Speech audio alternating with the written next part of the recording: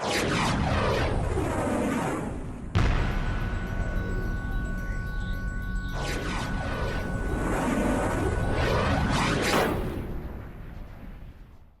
prenons note du rapport et des observations émises par le coroner qui constate que le demi-marathon des pompiers a respecté les normes de sécurité en vigueur.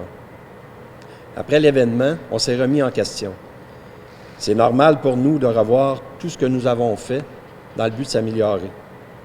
Aujourd'hui, le rapport du coroner nous confirme qu'on a fait les choses correctement. Entre autres, comme elle mentionne à l'intérieur de son rapport, les premiers répondants sont arrivés presque immédiatement sur la scène. Ils avaient une formation à RCR.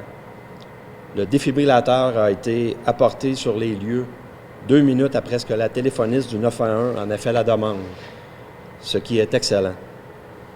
Aujourd'hui, ce rapport nous donne des réponses à plusieurs questions qu'on pouvait se poser sur les circonstances de ce triste événement. Bonjour à tous, merci d'être ici. Vous savez, évidemment, le décès de Maxime, c'est un souvenir qui est douloureux et qui va rester. En tant que responsable de l'événement et directeur adjoint du service incendie, on a pris note du rapport et qui confirme que notre organisation respectait les règles de sécurité qui sont mises en place.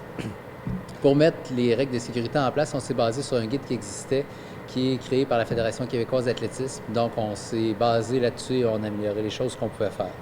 On a aussi réalisé un plan des mesures d'urgence pour l'événement. Ce plan-là dit qui fait quoi, dans quel moment.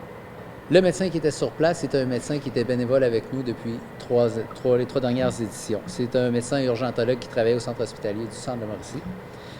Donc, s'impliquait bénévolement avec nous. Mais évidemment, là, pour ce qui touche les actes médicaux suite à l'intervention, on ne commenteront pas parce que ça ne nous appartient pas et de toute façon, on n'a pas les connaissances et les compétences. Cependant, nous, en tant qu'organisateurs, notre responsabilité, c'est de s'assurer de la sécurité de nos participants, c'est ce qu'on fait. On a mis en place des mesures de sécurité. On a positionné nos bénévoles tout au long du parcours, toujours selon le guide qui était mis en place. Et en plus, on a mis des bénévoles qui étaient formés en santé et sécurité, en premiers répondants, des gens qui avaient des techniques particulières aussi. Donc, c'est vraiment un fer de lance pour nous.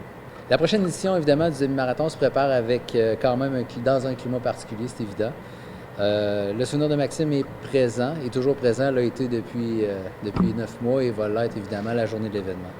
Le demi-marathon a été mis en place pour faire bouger la population de Shawinigan, pour faire un point d'honneur à l'activité physique et aux saines habitudes de vie.